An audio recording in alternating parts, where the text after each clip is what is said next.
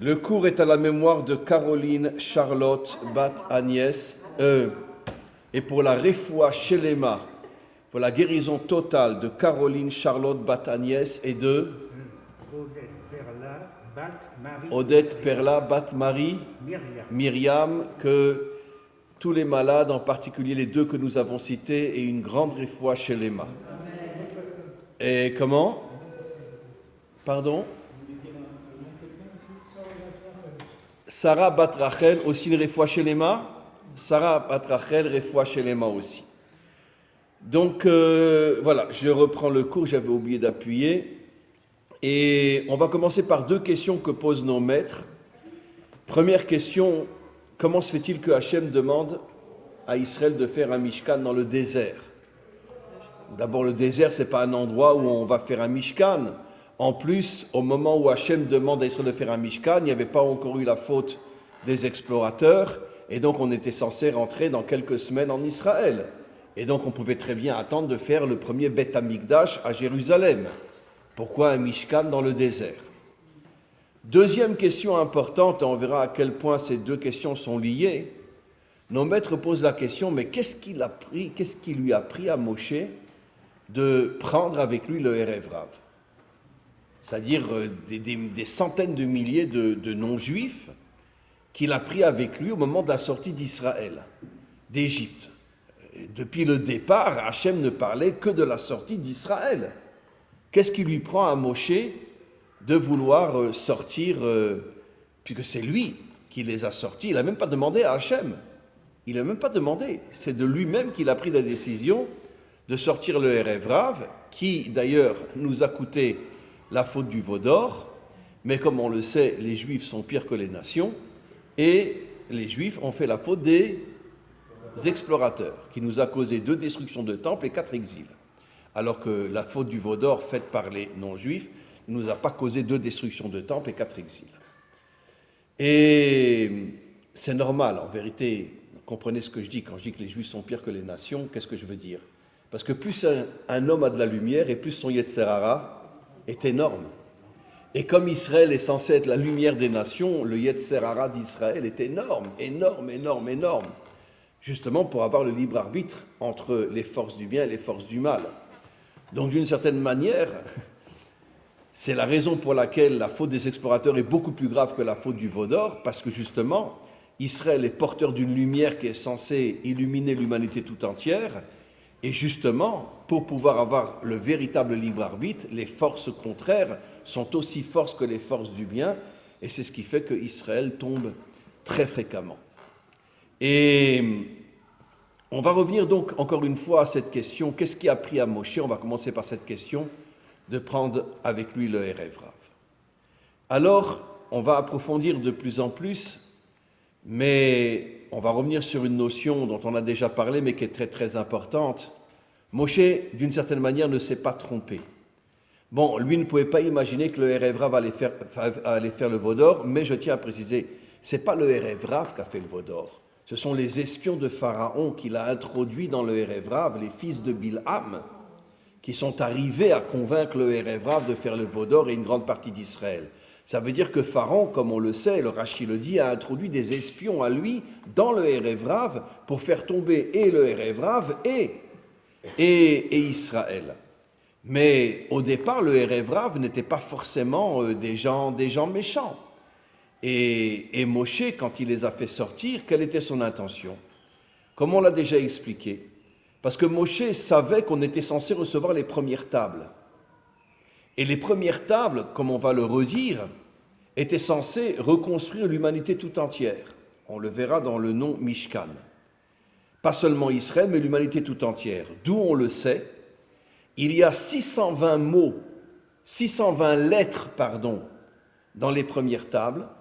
620 est la valeur numérique du mot Keter, qui est la couronne, la plus haute de tous les attributs divins. Et il y a 172 mots dans les premières tables, valeur numérique, le talon. Le talon, c'est la partie la plus basse du corps. Les deuxièmes tables, alors. Les premières tables. Attendez, 620, c'est quoi? 620 lettres dans les premières tables, Ah oui. valeur numérique Keter, la couronne, et 172 mots dans les premières tables, valeur numérique le talon. Qu'est-ce qu'on comprend de là? Ça veut dire que les premières tables étaient censées unir le monde d'en haut avec le monde d'en bas. Et à partir du moment où tu unis Dieu à son monde, tu crées une unité aussi entre toutes les nations et tout, entre les nations elles-mêmes et surtout entre Israël et les nations. Et donc comme Moshe, explique nos maîtres, savait qu'on était censé recevoir les premières tables, parce que Moshe ne savait pas que Pharaon avait introduit des espions qui allaient tout faire tomber, pour empêcher l'unité dans le monde, justement. Et donc Moshe, lui, il a vu le Erev Rav, il a vu des gens bien. Et bien sûr, il ne pouvait pas repérer les 2 ou 3 espions que Pharaon avait, les fils de Bilham d'ailleurs, que Pharaon avait introduits dans le Erev Rav. Il a vu que le Erev Rav était prêt à suivre Israël. Comme on le sait aujourd'hui, il y a un réveil inimaginable dans le monde et ce sont on peut dire aujourd'hui dans toutes les langues confondues, des millions de non-juifs qui ont un amour pour Israël et un amour pour la Torah inimaginable, et encore plus chez les Africains que chez les Blancs. C'est incroyable, le réveil qu'il y a chez les Africains aujourd'hui, c'est de la folie. J'ai des milliers d'élèves africains. Et donc Moshe a vu que ces gens-là voulaient s'unir à Israël. Il a compris qu'en recevant les premières tables, Israël arriverait à reconstruire le monde, comme on va le voir dans quelques instants, et c'est pour ça qu'il les a sortis, pour qu'il y ait une unité entre les nations et entre Israël et les nations. Le Erev Rav était censé représenter, on pourrait dire, un microcosme de l'humanité toute entière qui se lierait avec Israël, et ensemble, Israël et le Erev Rav étaient censés après réparer l'humanité tout entière. Malheureusement, comme je l'explique toujours, quand il y a une intention extrêmement bonne, les forces contraires font tout pour empêcher que cette intention se réalise, et finalement cette intention ne s'est pas réalisée du tout, puisque le Erev Rav est tombé, Israël est tombé, puis après, quelques mois après, il y a la faute des explorateurs qui est pire encore que celle du veau d'or. Maintenant, une autre question. Pourquoi, comment? J'ai entendu aussi un commentaire de Manitou là-dessus qui me paraît intéressant. Je voulais savoir ce que vous en pensez. Manitou dit, finalement, le Erev, le veau d'or, c'est pas du tout pour remplacer Hachem, c'est pour remplacer Moshe. Parce que c'est écrit comme ça d'ailleurs. Absolument.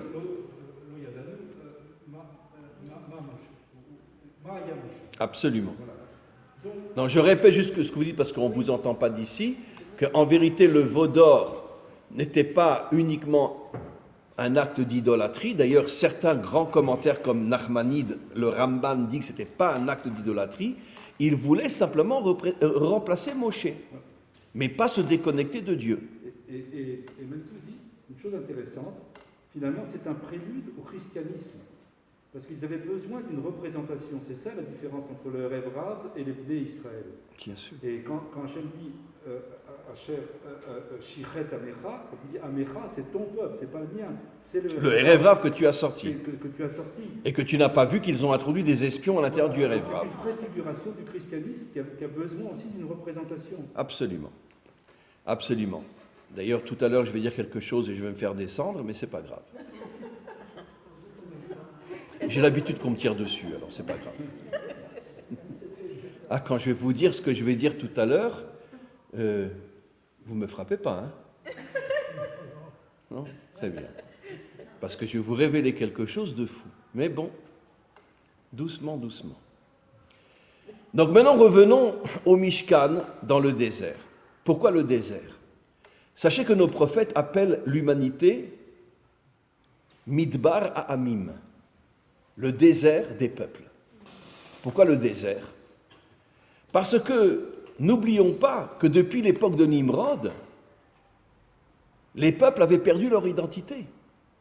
Qu'est-ce qu'avait fait Nimrod? Il avait mélangé toutes les nations, de manière à leur faire perdre leur identité. C'est ce qui continue aujourd'hui. Tous les peuples sont mélangés, etc. Et il n'y a pas un peuple qui a gardé sa véritable identité, y compris Israël. N'oublions pas ce que nos dirigeants nous ont fait dans les années 90. Ils ont amené 1 million de Russes en Israël, dont 70% n'étaient pas juifs. D'accord? Donc pourquoi? Parce que comme nos dirigeants sont liés à ce qu'on appelle le nouvel ordre mondial, Et ils font partie de ce projet de détruire l'identité des peuples afin de nous affaiblir et de pouvoir nous dominer. Et nos dirigeants sont le Erev Rav, c'est pas moi qui le dis, c'est le Zohar, qui dit que juste avant la délivrance finale, tous les dirigeants d'Israël en Israël seront du Erev Rav. Il y a des exceptions, bien évidemment. Je parle d'une manière globale. Et c'est pour ça qu'ils ont amené donc pratiquement 700 000, 800 000 non-juifs en Israël. Comment ? Oui, ça continue. Ben maintenant, avec les conversions libérales, ça continue encore plus que... Est-ce qu'il va y avoir des conversions, non? Non, il y a eu pas mal de Russes, effectivement, qui se sont convertis. Il faut dire la vérité, énormément de Russes se sont convertis, mais au départ, eux ne savaient pas qu'ils allaient se convertir. Et l'intention était... Parce qu'il y avait quoi ? Il y avait à cette époque-là, il y avait 4-5 millions de Juifs. Donc, 800 000 non-Juifs à l'intérieur d'Israël, c'est énorme. Oui. Et donc, après, ils ont amené les Ukrainiens aussi, etc. Et bon, et n'oublions pas aujourd'hui que les conversions libérales sont reconnues, ce qui fait qu'il y a des milliers et des milliers, enfin des centaines de milliers de convertis libéraux qui, pour nous, ne sont pas convertis, quand c'est une vraie conversion libérale, je parle, et donc ils font malgré tout partie d'Israël. Sans compter qu'il y a une loi en Israël que si un juif est marié avec une non-juive, elle a le statut israélien, ou le contraire, une juive avec un non-juif, le statut israélien. Vous nous avez manqué, cher ami. Ben alors, le statut israélien, et donc elle est israélienne à 100%. Donc voilà, même si elle n'est pas juive. Et puis n'oublions pas que la loi d'Israël, même si tu n'as pas une mère juive, si tu as un grand-père juif, tu es considéré comme israélien. Mais ça, c'est de la faute d'Hitler. Comment ? C'est la faute d'Hitler, c'est lui qui avait institué ça, grand-mère, père et toutes les... Oui, mais nos dirigeants ont continué l'idéologie d'Hitler. Mais ça peut se comprendre dans le contexte après 45, que ça se passe comme ça. Oui, bon. C'est le mariage civil qui prime. Oui, bon, écoutez, bon. Bon, on va pas... Arrêtons de parler de nous parce que on n'arrivera pas à terminer le cours. Ouais, les Juifs, c'est pas facile, hein. C'est pas facile. Comme je dis toujours, pourquoi Hachem nous a choisis ? Parce qu'il sait que s'il réussit avec nous, il réussira avec tout le monde. Mais oui. Pas comme tous les tarés disent, on est le peuple élu. Non, pas du tout. On est le peuple le plus compliqué sur terre. Donc Hachem a dit, je vais prendre le peuple le plus compliqué, si je réussis avec lui, je réussis avec tout le monde. C'est comme ça que ça fonctionne. Et croyez-moi que j'ai raison. Et donc, on continue. Alors, nos prophètes disent que l'humanité est appelée Midbar Amim. C'est un verset. Le désert des nations. Pourquoi un désert ? Parce que dans un désert, il n'y a rien. Et pourquoi les nations sont comparées à un désert ? Parce que depuis Nimrod, elles ont perdu leur identité, puisque Nimrod a tout mélangé. Il a amené des nations, il les a mélangées complètement. Et qu'est-ce qu'il a voulu les obliger à faire ? La tour de Babel. Et le mot Babel, il vient du mot Bilboul, qui veut dire la confusion, la tour de la confusion. Nimrod est le premier qui a voulu mettre dans l'humanité une confusion totale, de manière à affaiblir les peuples, car comme on le sait, on va le prouver tout à l'heure, quand un peuple a son identité, il a une force énorme. Et aujourd'hui, tous les peuples, y compris Israël, a perdu son identité. J'ai aussi vu, enfin j'ai entendu aussi que Babel, c'est Bab, la porte, elle, de Dieu. Est-ce que c'est juste ou non ? J'en sais rien. Et disons que Abraham vient de Babel.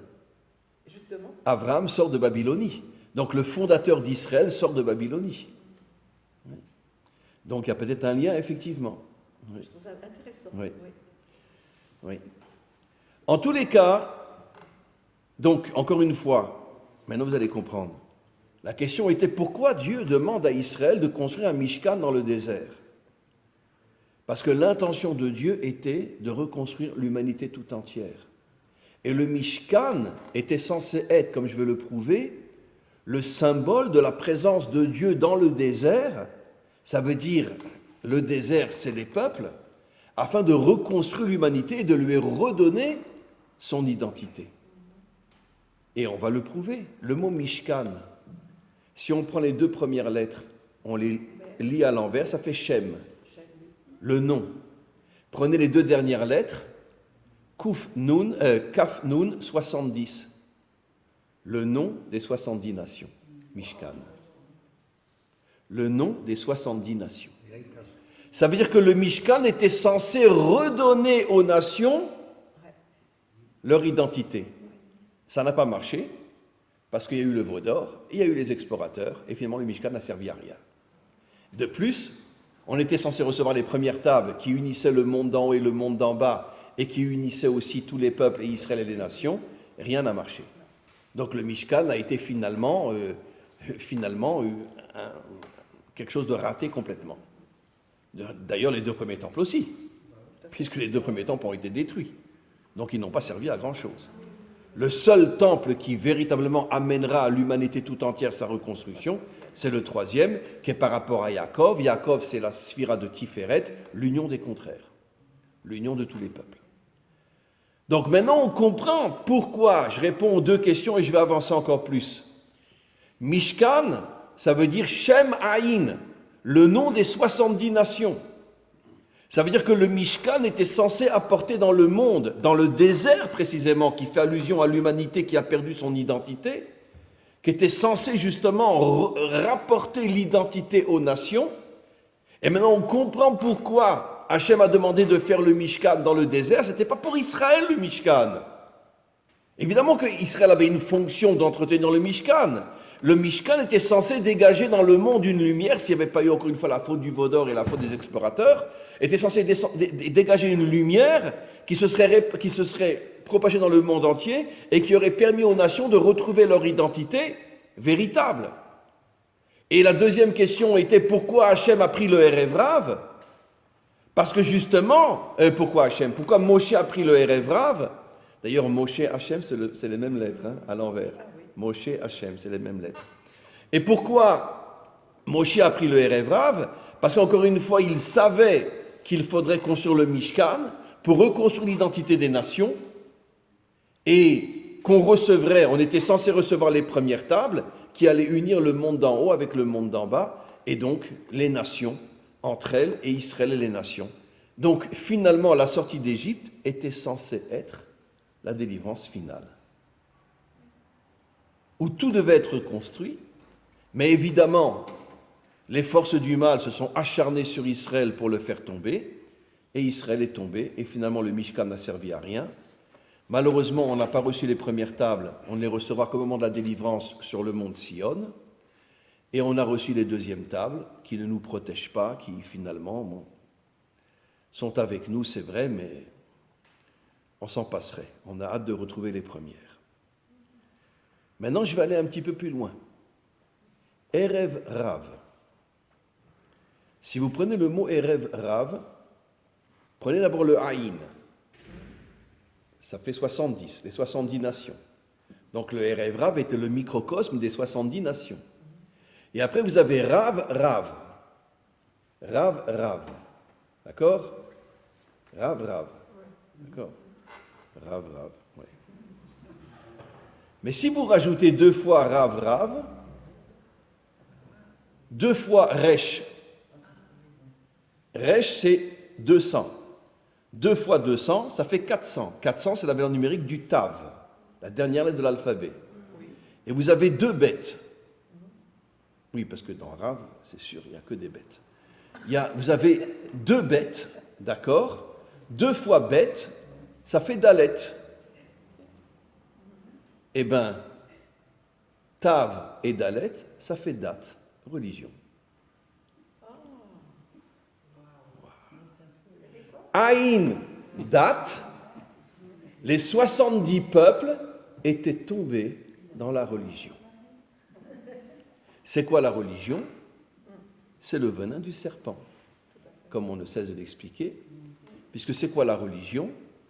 D'accord? On te fait vivre dans un monde de fantasmes, d'illusions, où tu es déconnecté de la réalité, tu crois que tout ne dépend que de Dieu, toi tu n'as rien à faire, et c'est pour ça que le Mashiach, on l'attend depuis des millénaires, parce que tous les peuples, y compris Israël, vivent dans leur grande majorité dans la religion.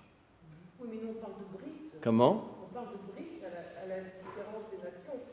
Brite avec la Kadosh. Alors, écoutez, vous savez ce que disent nos maîtres dans le Talmud?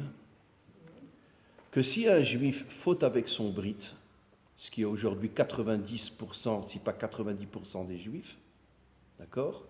Il descend au Guéhinom, il ne remontera plus jamais. Donc à la rigueur, j'oserais presque dire, mieux vaut ne pas être circoncis que d'être circoncis et fauter avec son brite. Trouvez-moi un juif qui ne faute pas avec son brite aujourd'hui. Premier qui m'en trouve 10, il a gagné. Comment? Ben non. Donc, et c'est pas de moi, c'est le Talmud qui dit. Un juif qui faute avec son brite, il détruit l'alliance. Et nos maîtres vont jusqu'à dire que c'est comme si, sur le plan spirituel, il annulait la circoncision et il avait nouveau la orla. Il avait nouveau sur le plan spirituel la peau. Il descend au Guéhinom et il ne remontera plus. Sauf s'il fait teshuva, bien évidemment. S'il fait teshuva, la teshuva est partout. Mais s'il ne fait pas teshuva, et malheureusement, pour l'instant... Je n'ai pas bien compris. Le raf, c'est 20. Non. Rav, c'est 200. Oui. Ça fait 2 fois 200, c'est Tav. Et 2 fois 2, ça fait 4. Ça fait date. Ce qui veut dire que qu'est-ce que le mot Erev Rav cache comme secret? Les 70 peuples sont tombés dans la religion. Ils sont tombés Dans la religion. C'est quoi la religion, encore une fois? C'est l'absolu contraire de la Torah. La Torah veut faire de nous des guerriers qui agissent dans ce monde pour le nettoyer et le reconstruire. Et la religion nous déconnecte de ce monde et nous fait croire que tout ne dépend que de Dieu et nous n'avons rien d'autre à faire que de prier. C'est Datan. Comment? C'est Datan. Datan ve'Aviram, exactement. Ah oui, d'accord.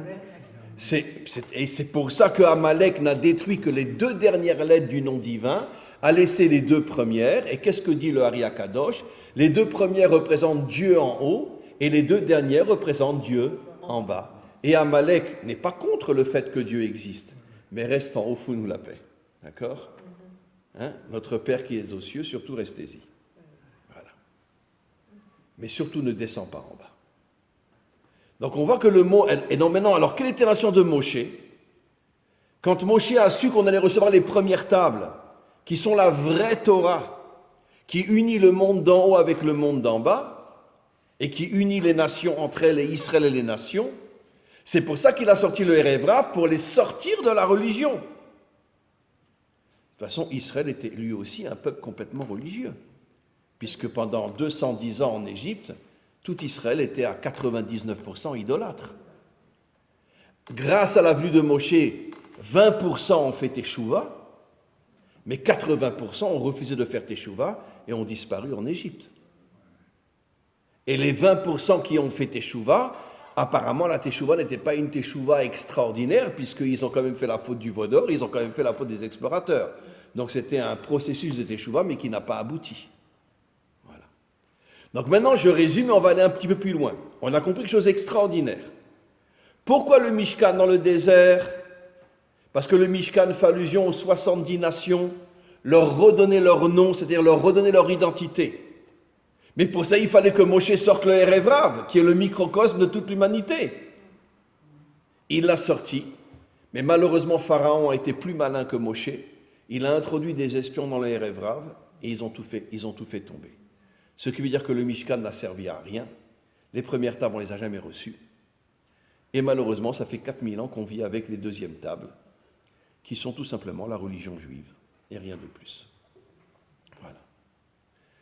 On va aller un petit peu plus loin. Regardons maintenant l'intérieur du Mishkan, ce qu'on appelle le Echal. Vous allez voir quelque chose d'assez extraordinaire. Dans le Kodesh HaKodashim, vous avez le Aaron, dans lequel se trouvent les tables brisées et les deuxièmes tables. Le Aaron, première lettre, Aleph. Sur la même ligne droite, mais cette fois-ci de l'autre côté du Kodesh HaKodashim, dans le Echal, vous avez le Misbéar de la Ktoret, le petit Misbéar en or sur lequel on fait la Ktoret. D'accord? C'est en ligne droite. Le Aaron et le Misbéar étaient sur la même ligne droite. D'accord?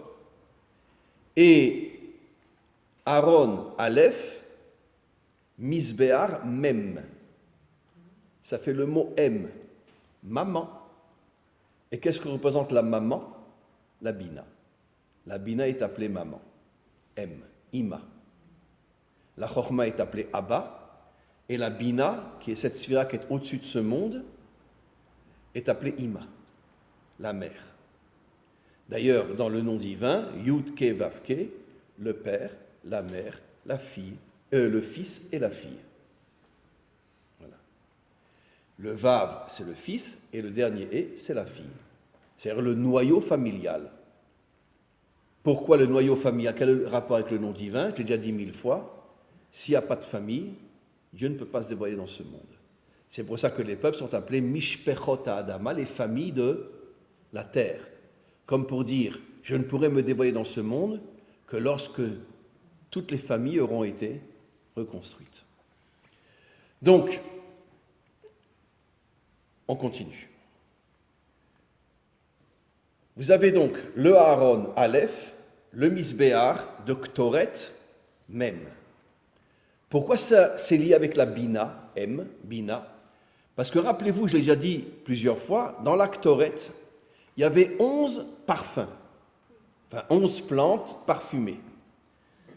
Il y en avait 10 qui avaient une très très bonne odeur, il y en avait une, si on l'allumait toute seule, tout le monde vomissait, tellement ça puait. Mais cette odeur mauvaise, quand on la mélangeait avec les 10 autres, elle devenait la meilleure odeur de la Ktoret, au point que nos maîtres disent, sur un rayon de 50 km autour de Jérusalem, aucune femme n'avait besoin de se parfumer, parce que toutes avaient sur elle le parfum de l'encens. Oui. Bon, les hommes étaient super contents, les femmes n'achetaient pas ni Dior, ni super contents. Comment? Les hommes faisaient des économies extraordinaires. Donc tout le monde s'installait dans les 50 km autour de Jérusalem. Comme ça, plus de problème de dépenser de l'argent pour... Est-ce que c'est le nar? Le nar, Le nar. c'est-à-dire... Dans Cantique des Cantiques, c'est aussi le nar. Est-ce que c'est un parfum qui correspond au... je ne me rappelle plus quel est le nom de Ça ce sent pas parfum. très bon. Non, c'était un parfum qui, quand on l'allumait seul, avait une odeur terriblement mauvaise. On le mélangeait aux 10 autres, ça devenait la meilleure odeur. D'accord. Quel rapport avec la Bina? Parce que la Bina, c'est justement la sphira qui nous permet de faire une vraie teshuva. En fait, quand quelqu'un fait une vraie teshuva qui revient de toutes ses forces vers Dieu, il allume la Bina qui est dans sa neshama. Mais avant de faire teshuva, il était extrêmement mauvais. Et qu'est-ce que nos maîtres nous disent? Quand un homme fait véritablement teshuva, il transforme toutes ses fautes en mérite. Exactement comme cette herbe qui représente la faute, mais quand elle se mélange aux autres, le secret de la teshuva, elle devient l'herbe qui sent le meilleur. Au point que nos maîtres ont, j'oserais presque dire le culot de dire, qu'un Baal teshuva est plus grand qu'un tzaddik gamour. Que celui qui fait une vraie teshuva est plus grand que celui qui n'a jamais fauté. Pourquoi? Parce que toutes ces fautes se transforment en bien, et plus tu as fait de fautes, plus tu auras du bien en toi. Voilà. Tandis que celui qui n'a jamais fauté, bon, il est bien, mais il n'a pas autant de bien que celui qui transforme toutes ses fautes en... C'est pour ça que nos maîtres disent que Bemakom Shebal Teshuva Omed, En Tzadik Gamur Yachol Ha'amod, là où se tient un Baal Teshuva, même le juste parfait ne peut pas se tenir. D'accord? Une fois, j'étais dans une yeshiva, j'ai lu cette phrase. J'étais dans une yeshiva, c'était une yeshiva ultra haridite. J'étais le seul Baal Teshuva, moi. Et donc, je vais voir, c'est la première fois que je lisais cette phrase-là, alors je vais voir un élève comme ça, c'était à Londres, à Stanford Hill. Et donc j'étudiais à Londres à cette époque-là, et donc je vais voir un ultra haridi comme ça. Je lui dis, mais comment tu comprends cette phrase-là qu'un tzaddik gamour ne peut pas se tenir là où un Baal Teshuva se tient? Alors il me répond en yiddish, parce que c'est une yeshiva, on parle yiddish. Il me dit, mais c'est normal, ça pue là-bas. Das stinkt dort. Ça pue là-bas. Ça veut dire que, bon, il n'a pas compris la Gemara, bien sûr, mais il m'a dit, pourquoi un tzaddik ne peut pas se tenir là où un Baal Teshuva se tient? Parce que ça pue là-bas. Il m'a dit. Bon, c'est une blague désagréable, mais ça veut dire qu'eux, ils n'acceptent pas cette phrase dans la Gemara, qu'un tzaddik ne peut pas se tenir là où se tient un Baal Teshuva. Mais pourtant, c'est ce que nous disent nos maîtres. Là où se tient un Baal Teshuva, un tzaddik gamour ne peut pas se tenir. On continue. Et donc, c'est pour ça donc, que la Ktoret représente la Teshuva, disent nos maîtres. Que tout ce qui est mauvais devient le plus bon de tous les parfums quand il est mélangé au bien. Quand tu fais teshuva, tu vas vers le bien. Tout le mal qui est en toi, non seulement va se transformer, mais va devenir la source la plus forte de ton bien, plus encore que le bien. Et d'ailleurs, le Baal HaTanya dit exactement ça. Qu'au moment de la délivrance finale, tout le mal que l'humanité a fait va se transformer dans une lumière qui est tellement grande qu'elle sera plus forte encore que le bien lui-même. C'est-à-dire que le mal transformé en bien sera plus haut encore que le bien lui-même. Bon, alors on a donc cette union entre le Aaron et le Misbéar qui représente la Bina. Mais on a aussi, sur le plan horizontal, on a la table et la menorah. Elles sont l'une en face de l'autre. La table représente la matérialité, la menorah représente la lumière, la spiritualité. Dans tous les textes qui parlent de la construction du Mishkan, y compris dans le nôtre cette semaine, on parle de la construction de la table avant la construction de la menorah. Je l'ai déjà expliqué pourquoi. Parce que Dieu donne plus d'importance à la matérialité qu'à la spiritualité. Je l'ai déjà dit 100 000 fois. Nos maîtres disent dans le Midrash que la véritable volonté de Dieu, c'est de résider dans le monde d'en bas et de laisser tomber le monde d'en haut. Nitava kadosh baruch hu liot lo dira batartonim. Il veut être en bas, il ne veut pas être en haut. C'est la différence fondamentale entre la Torah authentique et la religion. La religion nous dit regardez en haut et la Torah nous dit regardez en bas. Maintenant, vous savez ce que nos maîtres nous disent et très peu de gens le font. Comment nos maîtres nous demandent de prier? Quand nous, on prie 3 fois par jour, on doit avoir la tête vers le bas. Il nous est interdit de l'avoir vers le haut. Quand on prie, on doit avoir la tête vers le bas. C'est marqué explicitement dans la halakha. Et les commentaires posent la question, pourquoi vers le bas? Pour nous faire comprendre que la volonté de Dieu, c'est de se dévoiler en bas et pas de rester coincé en haut. Donc on doit regarder vers le bas. Bon, maintenant, si quelqu'un a un sidour, d'une certaine manière, il a aussi la tête vers le bas, s'il prie dans un sidour. Et s'il connaît la tefila par cœur, alors il baisse la tête et il regarde vers le bas. Enfin, il regarde, pas avoir les yeux fermés, mais la tête est vers le bas. On ne prie pas vers le haut, on prie vers le bas. Parce que ça, c'est la vraie volonté de Dieu. Alors, la table représente la matérialité, d'accord? Le pain, la matérialité, et la menorah représente la lumière spirituelle. Mais, encore une fois, on parle de la construction de la table avant la construction de la lumière, pour bien nous faire comprendre que Dieu donne plus d'importance au monde d'en bas qu'au monde d'en haut. Je ne sais pas si je vais oser le dire ou pas.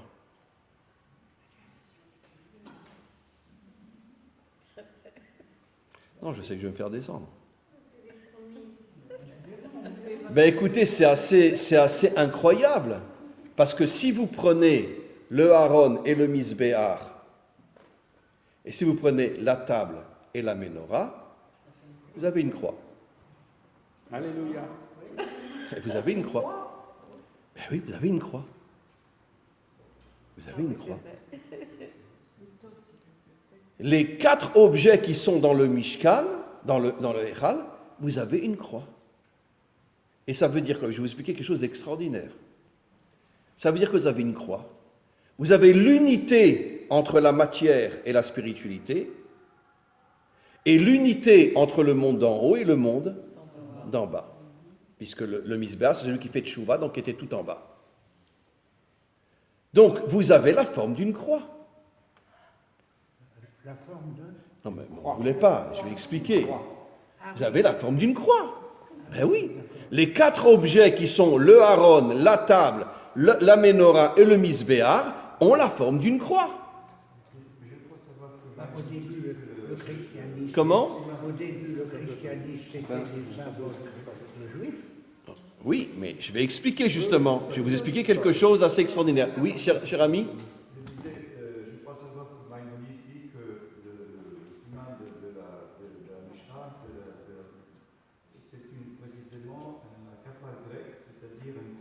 Absolument. Alors maintenant, je vais vous expliquer. Dites-moi, quel était le sacrifice, et quel était le supplice des Romains? Voilà. Eh bien, ils nous mettaient sous une croix. Pas seulement les Juifs, puisque le crucifix, c'est une croix. Tout à fait. Maintenant, je vais vous révéler quelque chose d'extraordinaire que j'ai lu une fois dans des commentaires fabuleux, et qui datent déjà de plusieurs siècles. Pourquoi les Romains ont inventé le crucifix, qui est une croix en vérité? Pourquoi les chrétiens ont repris cette croix, qui en vérité symbolise quelque chose d'absolument incroyable? L'unité entre le monde d'en haut et le monde d'en bas, et l'unité entre la matière et la spiritualité. Mais pourquoi ils ont repris le crucifix qui avait la forme d'une croix? Quelle était l'intention des Romains? Empêcher l'unité dans ce monde. Empêcher l'unité dans ce monde. C'est pour ça que le supplice romain avait la forme d'une croix et il tuait tous ceux qui avaient l'intention de créer l'unité dans ce monde. D'accord? Mais bien sûr. Et donc les Romains avaient compris que, d'ailleurs, dans le Beth Amikdash, quand ils ont entré le Beth Amikdash, ils sont entrés dans le Beth Amikdash, ils ont bien vu que les quatre outils, non, comment on appelle ça? Les quatre parties dans le temple avaient la forme d'une croix. En haut, en bas, à droite et à gauche.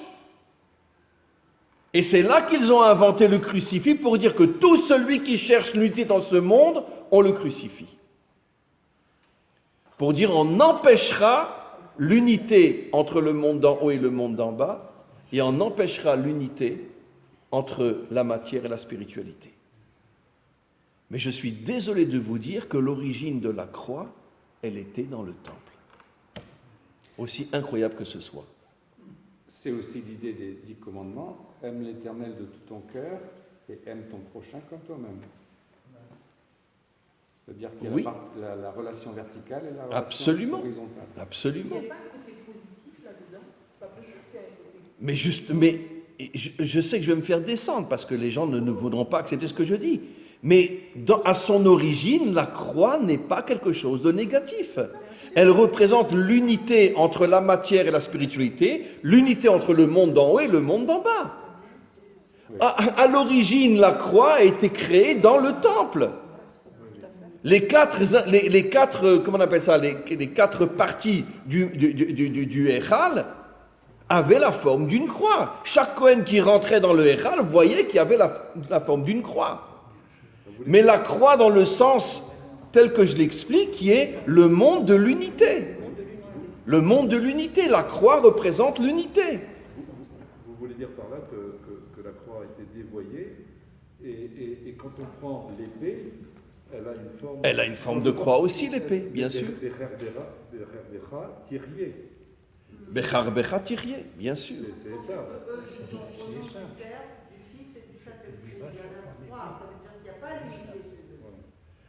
Et il manque la quatrième dimension. Mais quand on Absolument. C'est vrai, il y a on la a gagné quatrième la dimension en bas et en haut, il y a 3. Peut-être. Mais vous avez 100% raison. Mais vous voulez que je vous rende folle? Ouais. Eh bien, je vais vous rendre folle. C'est quoi la croix gammée? C'est un Magen David cassé.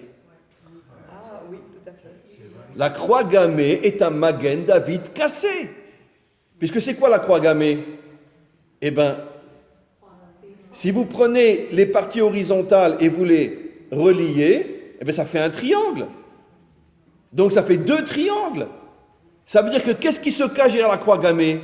On va détruire le Magen David. On va détruire le Magen David. On croit que c'est Stam, des trucs comme ça, mais on ne peut pas imaginer la sagesse maléfique, satanique qui se cache derrière tous ces symboles-là. La croix gammée, c'est la destruction du Magen David. C'est mamash à Magen David, mais détruit, cassé. Bien sûr. Mais c'est originaire de l'Inde. Comment? Cette croix gammée est originaire de l'Inde. Mais bien sûr, mais bien sûr, mais pourquoi? Mais d'abord, l'origine de la croix gammée et d'Inde, mais avant ça, de la Perse. C'est les Perses qui ont inventé la croix gammée. De l'Inde. Et vous savez à quelle époque? De l'Inde et la Perse. La Perse, à l'époque de Aman, Amalek, qui veut séparer le monde d'en haut du monde d'en bas. Parce que c'est quoi le Magen David? On a une pointe vers le haut et une pointe vers le bas. L'unité entre le monde d'en haut et le monde d'en bas. Et Amalek, Aman, et c'est lui qui a inventé le symbole de la croix gammée en Perse avant l'Inde, comme pour dire, je refuse l'unité dans ce monde, puisque Amalek ne veut pas qu'il y ait les 2 dernières lettres du nom divin, que les 2 premières restent en haut et fous-nous la paix. Vous comprenez un petit peu toute la sagesse satanique qui se cache derrière tous ces symboles-là? D'accord. La croix gammée, comme vous l'appelez en Inde, ils appellent ça la swastika, elle est droite. Elle est droite. Oui, C'est Hitler qui l'a fait pencher. absolument. À ce moment-là, comme disait très bien une de ces dames, c'est devenu de la sorcellerie. Oui, et pourquoi il l'a fait pencher? Pour donner plus encore allusion au Magen David. Absolument. Voilà. Absolument. De toute façon, on sait très bien que Hitler était entouré de conseillers qui étaient tous des magiciens, des sorciers, etc. On le sait. Et Himmler particulièrement. Oui, ils étaient tous entourés de grands sorciers. Le judaïsme, d'ailleurs en Pourim, quand il a dit, certains moments, je ne sais plus s'il avait dit, je crois que c'était Koenig ou je ne sais pas quoi, qui avait dit Pourim, ça ne sais pas. Mais je vous signale que Eichmann a passé 3 ans en Israël avant la Shoah. Il s'est fait passer pour un juif, il allait de kibbutz en kibbutz pour bien comprendre comment était l'État d'Israël dans le but de le détruire après. D'accord? Eichmann a passé presque 3 ans en Israël dans les kibbutz, avant la naissance de l'État d'Israël, bien évidemment. Et il se faisait passer pour un juif. Ils avaient des sociétés secrètes pour étudier des extraterrestres. Mais évidemment, mais évidemment. Ils avaient des cultes de sorcellerie. Mais absolument, absolument. Le nazisme, c'est un culte de sorcellerie énorme. Absolument. Le vrai nazisme, pas tous les nazis étaient au courant, mais au niveau de la tête, absolument. Et la franc-maçonnerie, ça ne rejoint pas ça? Au niveau des têtes, oui. Au niveau des têtes, oui, mais pas au niveau de la grande masse qui, eux, n'est pas du tout conscient de ce que font leurs têtes. C'est à partir de la 33e loge. Voilà. 33e loge, oui. Et n'oublions pas qu'on avait en Israël un franc-maçon qui faisait partie de la tête de la franc-maçonnerie qui s'appelait Pérez. Pérez, vérifiez, vous verrez, je ne me trompe pas, était un des chefs de la franc-maçonnerie mondiale. Oui. La tombe de Rabin est une tombe maçonnique. Comment? La tombe de Rabin est une tombe maçonnique. Ah bon? Et Toun? Une tombe maçonnique. Ah oui? La tombe de qui? De Rabin. Ah, exact. Bon, allez, on va continuer. Mais vous aviez dit depuis l'empereur Constantin que ça s'est aggravé. Oui, alors, qu'est-ce que l'empereur Constantin a fait? En vérité, c'est le premier qui a d'une certaine manière, a propagé la religion dans le monde entier. Ça veut dire pour endormir et affaiblir les gens. Parce que justement, ce sont les dictateurs qui ont inventé la religion. Comme Marx l'a dit, la religion, c'est l'opium des peuples. Jamais une phrase aussi juste n'aura été dite par quelqu'un qui, au départ, était juif, après il s'est converti au catholicisme. Marx s'est converti au catholicisme, il faut savoir, il n'était pas tout le temps juif. Comment? En Israël, parce que Il y a plein de francs-maçons en Israël. je ne sais pas si c'est en face de chez moi. Et quand j'ai vu ça, j'étais horrifiée. Mais il y a plein de francs-maçons en Il y a un Israël. symbole comme ça dans la porte en face de mon immeuble. Je dis, c'est quoi ça? Bien sûr, bien sûr. La franc-maçonnerie, elle est mondiale. La cour de justice à Jérusalem est très maçonnique. Mais évidemment, la cour de la justice à Jérusalem, elle a tous les symboles de la franc-maçonnerie. Mais évidemment. Et quand il y a 2000 ans, le Zohar a dit que juste avant la délivrance, le monde entier serait dominé par le Erev Rav, qu'on peut appeler aujourd'hui la franc-maçonnerie, etc., il ne s'est pas trompé. Rabbi Shimon Bar Yochai ne s'est pas trompé. Il a vu Beroua à Kodesh, dans quelle situation serait le monde juste avant la délivrance finale. On continue encore un petit peu. Le nouvel ordre mondial. Nouvel ordre mondial, absolument. Donc, il faut comprendre, mes amis, je sais que ceux qui écouteront ce cours auront beaucoup de mal à le comprendre, mais je ne dis que des choses vraies. Il faut comprendre que l'origine de la croix est d'origine juive. C'est le symbole des instruments, des ustensiles, c'est le mot que je cherchais, à l'intérieur du Mishkan, qui représente tout simplement l'unité dans le monde. L'unité entre le monde d'en haut et le monde d'en bas, et l'unité entre eux la matière et la Est-ce que spiritualité. ça a à voir avec le table? Comment? Est-ce que ça a à voir avec le table? Le table. Non, je pense pas. Je Parce pense que les pas. gens me disaient tout à l'heure la croix, le table, c'est pour ça que je n'ai pas compris. Peut-être, peut-être. Maintenant, on va aller encore un petit peu plus loin. La table et la menorah. Nos maîtres expliquent, surtout le Ari Akadosh, que la table, en vérité, représente les 70 nations. Et la menorah, on sait qu'il y a un verset qui dit qu'Israël est censé être hors la goïm, la lumière des nations. La menorah représente Israël. Mais on va aller un petit peu plus loin. C'est quand même bizarre qu'à chaque fois qu'on parle de la construction du Mishkan, on parle de la construction de la table avant la construction de la menorah. Le Hari explique. La table représente le corps. Et la menorah représente l'âme. L'union entre l'âme et le corps, le Hari Akadosh explique, l'union entre Israël et les nations. Israël représente l'âme, les nations représentent le corps. Si je m'arrête là, d'accord, j'ai dit une bêtise. Quoi, les nations, c'est le corps, donc on est largement au-dessus des nations. Vous savez ce que le rabbi de Lubavitch a osé écrire dans de nombreux Mahamarim? Qu'au moment de la délivrance finale, le corps sera au-dessus de l'âme et l'âme se nourrira du corps. Qui c'est qui a lu ces Mahamarim-là? Des Mahamarim très connus. Le rabbi ose dire qu'au moment de la délivrance finale, le corps sera au-dessus de l'âme et l'âme se nourrira du corps. On parle après la résurrection, bien sûr, où ce ne sera pas le corps d'aujourd'hui, évidemment.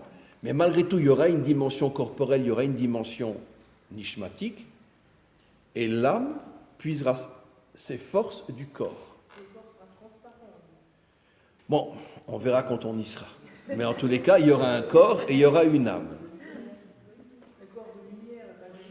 Maintenant, et vous savez ce que nos maîtres expliquent?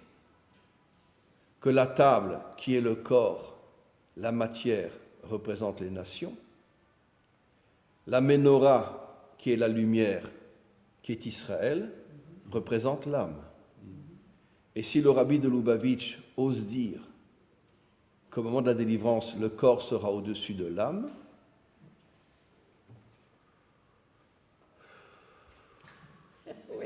deuxième lapidation. Lapidation. Deuxième lapidation. Ça veut dire qu'il va y avoir une révolution inimaginable dans le monde. Et on le sent déjà. Lorsque les nations vont se réveiller et retrouver leur identité, d'une certaine manière, sur pas mal de points, Israël aura besoin des nations, plus encore que les nations auront besoin d'Israël. Puisque le rabbi ose dire que le corps sera au-dessus de l'âme. Oui, mais qui est juif et qui ne l'est pas? Comment? Dans les nations, qui est juif, qui n'est pas. Chez nous, qui est juif, n'est pas. Vous parlez de Hébreu. Ah ben, vous avez 100% raison. Vous avez 100% raison. Aujourd'hui, on ne peut pas savoir qui est juif et on ne peut pas non plus savoir qui est Ben Adam.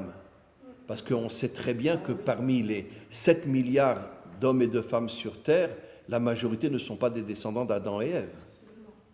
Ne sont pas des descendants d'Adam et Ève, d'accord? Je raconte toujours cette histoire, je m'excuse de la raconter encore une fois, mais la première fois j'ai fait un cours il y a 10 ans où j'ai commencé à dire que non, pas tout le monde sont des descendants d'Adam et Ève, d'accord? Alors, ils viennent d'où? Eh bien, je vais vous donner un exemple. D'abord, c'est le Zohar qui le dit. Vous avez remarqué, il y a une anomalie incroyable dans le récit de la création. Les animaux ont été créés le 5e jour, et pourtant on continue et on nous dit qu'il y a des animaux qui ont été créés le 6e jour, le jour de la création de l'homme. Et le Zohar dit en vérité, les animaux qui ont été créés le 6e jour, ce n'est pas des vrais animaux. C'est des créatures qui vivent comme des animaux à forme humaine. Voilà. Voilà ce qu'on appelle les néphilim, les anges déchus, etc. Voilà. Et quand j'ai fait ce cours-là, j'ai un raf qui m'a appelé, un raf francophone, et il m'a démoli au téléphone. Il dit, mais comment? Mais d'où tu sors une chose pareille? Quoi? Mais tous les êtres humains sont des descendants d'Adam et Ève. D'accord? Et je lui ai dit, écoute, je ne veux pas me battre avec toi. D'accord? est-ce que tu pourrais m'expliquer Mengele à Auschwitz, d'accord, qui prenait des enfants et les torturait à mort jusqu'à ce qu'ils meurent, il les ouvrait, dépeçait, etc. Tu penses que c'est un descendant d'Adam et Ève? Il s'est mis à pleurer au téléphone. Il m'a dit, Rav, comment j'ai pas pensé une chose pareille? Je vous demande pardon, je vous demande pardon, je vous demande pardon. Mais comment j'ai pu imaginer que toutes les formes humaines étaient des descendants d'Adam et Ève? Attention, on peut être un voleur, on peut être un débauché, être un descendant d'Adam et Ève. Mais prendre un enfant de 6 ans et le torturer à mort, on ne peut pas être un descendant d'Adam et Ève. C'est impossible. On est forcément une créature maléfique. Hitler était un descendant d'Adam et Ève. Tous ceux qui massacraient les Juifs dans les camps de concentration étaient des descendants d'Adam et Ève. Daesh qui prend des têtes et qui leur donne aux enfants pour jouer au football sont des descendants d'Adam et Ève. On l'a vu cette vidéo sur YouTube, elle était quelques heures après ils l'ont effacée. Tu vois un Daesh qui coupe une tête, il prend la tête et il la donne à ses enfants pour jouer au football. C'est des descendants d'Adam et Ève.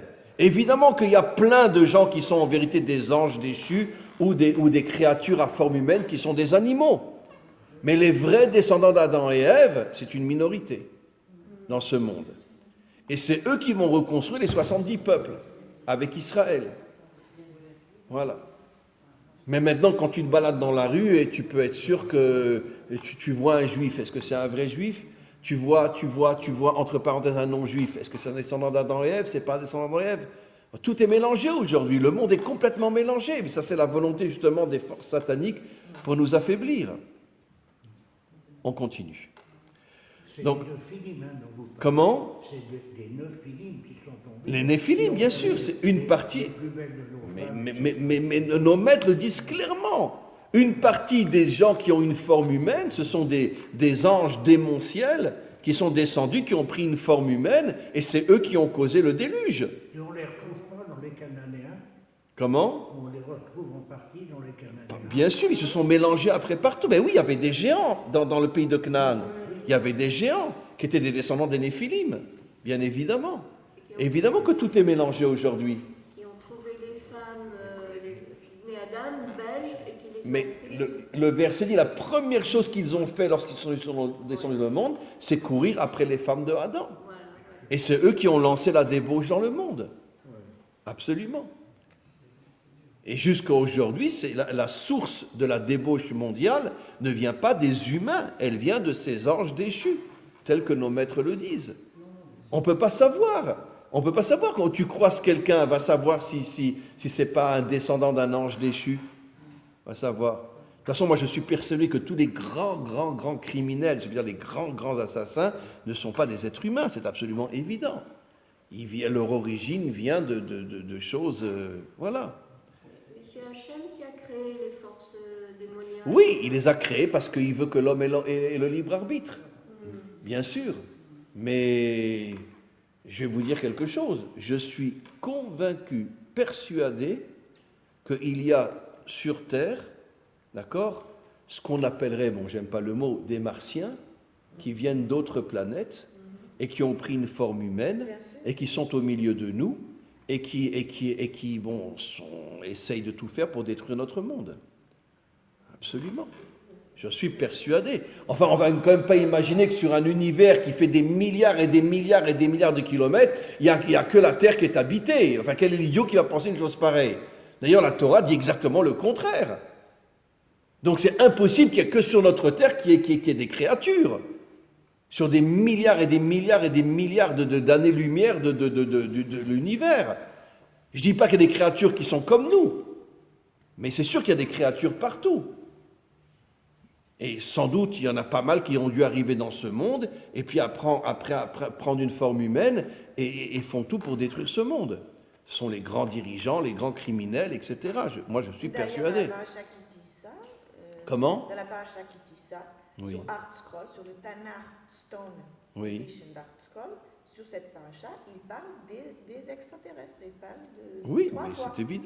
C'est Dans évident. la version anglaise. C'est évident qu'il y a des extraterrestres qui sont peut-être dans ce monde. On ne sait pas, notre monde est entièrement mélangé. Donc on ne sait plus vraiment qui est juif, qui est descendant d'Adam, etc. C'est très très compliqué. Donc, je terminerai par quelque chose qui va me faire ma 3e lapidation. Je viens d'expliquer que le Magen David est d'origine juive, que la croix est d'origine juive. Mais le symbole de l'islam, la lune, est aussi d'origine juive, puisque la lune, c'est le symbole de la Malchoute. La Malchoute est comparée à la lune, et la lumière de Dieu est comparée au soleil qui éclaire le monde d'en bas. La Malchoute, c'est le monde d'en bas. Et c'est marqué des milliers de fois dans le Talmud, dans le Zohar et partout, que le monde d'en bas est comparé à la lune. Mais en vérité, c'est un texte explicite dans le Talmud. Moshe est comparé au soleil et son élève Yehoshua est comparé à la lune.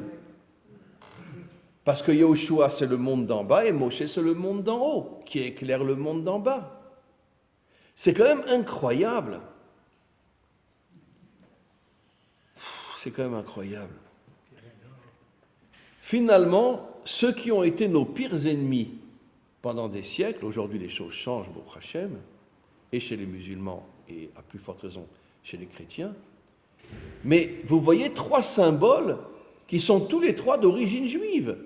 La croix chrétienne est d'origine juive, la lune est d'origine juive, et le Magen David est d'origine juive. Ce qui veut dire qu'en vérité, il y a quelque chose d'absolument incroyable. Les 3 peuples qui étaient le plus sous tension se réfèrent tous les 3 à des symboles qui sont d'origine juive. Maintenant, vous comprenez pourquoi, au moment de la délivrance finale, les 3 peuples qui vont devenir les 3 frères les plus unis, les plus forts et les plus ensemble, seront le monde occidental, le monde musulman et Israël. Et pourquoi? Je vais vous apporter une preuve. Dites-moi, la Torah, elle nous raconte quoi? Qui c'est qui se sont toujours disputés jusqu'à s'entretuer? C'était des frères. La Torah ne nous parle jamais d'une bagarre entre 2 étrangers. Esav, Yaakov, Caïn, Abel, Yehuda, Yosef, des frères. Qu'est-ce que la Torah veut nous faire comprendre? La Torah veut nous faire comprendre que les plus grandes tensions, elles sont précisément dans la famille.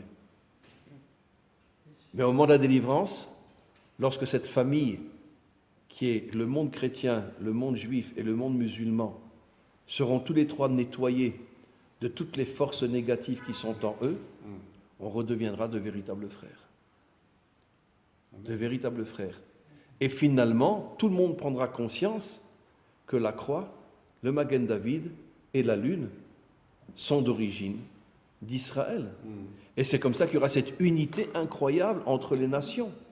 Après, cette unité se propagera aussi au niveau des Asiatiques, au niveau de ci, au niveau de ça. Mais, comme je l'ai chassé de le dire, les Asiatiques ne nous ont jamais fait de mal. Ils ont sauvé des centaines de milliers de Juifs pendant la Shoah. Même les Japonais qui étaient avec les Allemands ont sauvé des milliers de Juifs pendant la Shoah.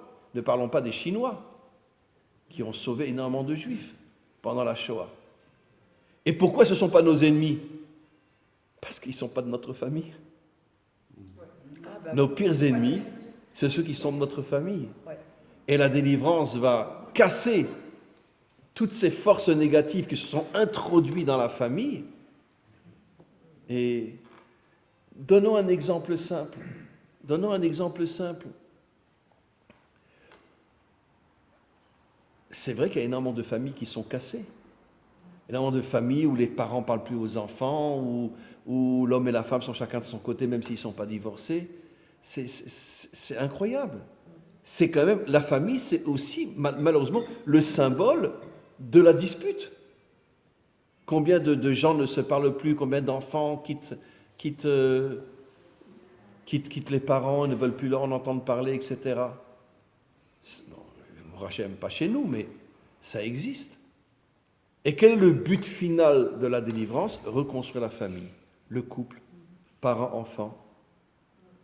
C'est ça le noyau de la délivrance finale. Maintenant, on comprend pourquoi la Torah n'arrête pas de nous dire que toutes les disputes les plus mortelles étaient entre frères. Pour nous faire comprendre que les forces du mal font tout pour casser la famille. Parce que les forces du mal savent que si la famille est construite, Dieu se dévoile dans ce monde. Dieu ne se dévoilera dans ce monde que lorsque les familles seront reconstruites. Mishpechot Adama, les familles de la terre. Donc on conclura en disant quelque chose qui va me faire ma 4e lapidation. D'accord? Eh bien, je vous garantis, mes amis, d'accord? Évidemment, ça ne sera pas comme aujourd'hui. Mais au moment de la délivrance finale, d'accord, l'humanité tout entière dansera avec un Magen David, une croix et une lune. Et vous verrez que c'est vrai. Et vous verrez que je ne me suis pas trompé. Et vous verrez que la croix représente l'unité, le Magen David représente le monde d'en haut et le monde d'en bas, et la lune représente le monde d'en bas qui reçoit sa lumière de Dieu. Et donc finalement, ces 3 symboles sont des symboles exceptionnels, extraordinaires, c'est à pleurer. Ces 3 symboles sont fabuleux. L'unité, le monde d'en haut, le monde d'en bas, et le monde d'en bas qui reçoit la lumière de Dieu. C'est quand même fabuleux. Donc mes amis, on fait tous la paix, on se reconstruit, et on va former une grande ronde autour du monde où on s'aimera, on se respectera, et on reconstruira un monde meilleur dans lequel enfin Hachem pourra se dévoiler. Amen.